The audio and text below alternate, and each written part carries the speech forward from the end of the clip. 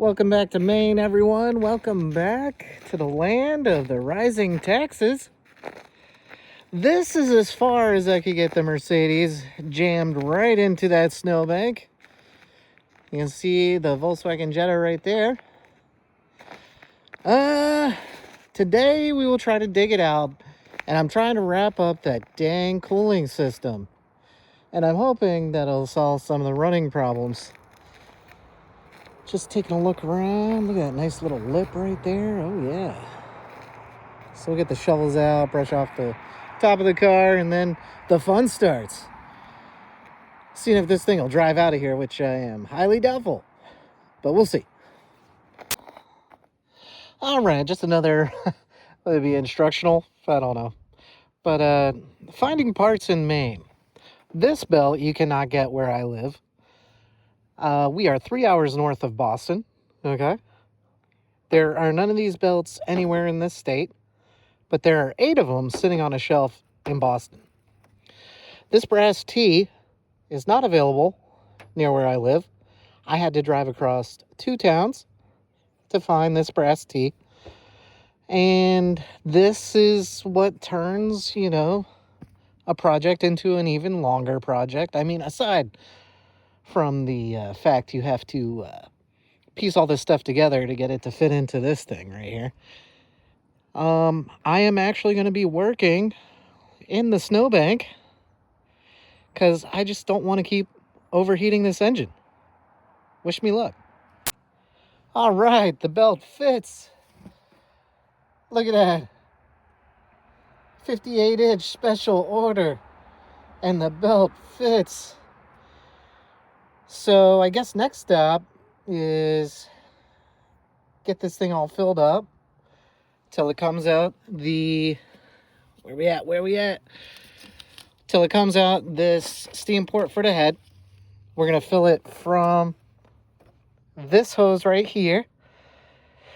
When it comes out of that steam port, then we hook up our teed in overflow hose.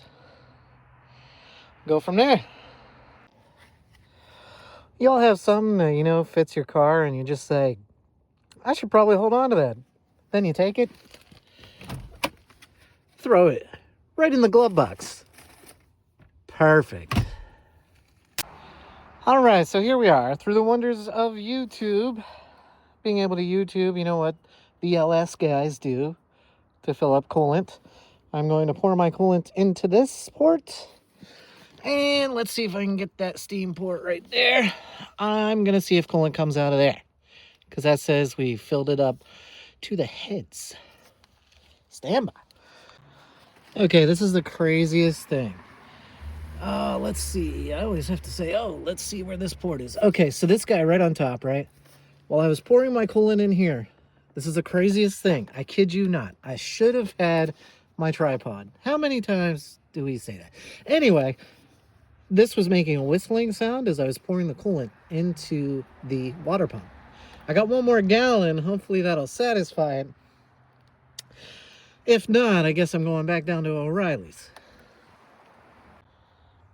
Alrighty. As you can tell, I don't know if you can, but if I put my finger there, you'll see some of the coolant came out. And this steam port, right? Look in here, start to see coolant down the bottom of that. So I'll probably flip this over, hook it in, clamp that up, and then I'm going to try and slip this hose over this fitting. Probably got the wrong size, but maybe we can jam it on there. And then we're going to run the car. And I've got some reserve coolant in the garage. Might be able to run there. Hopefully we can get some air pockets out of this sucker. Here we go.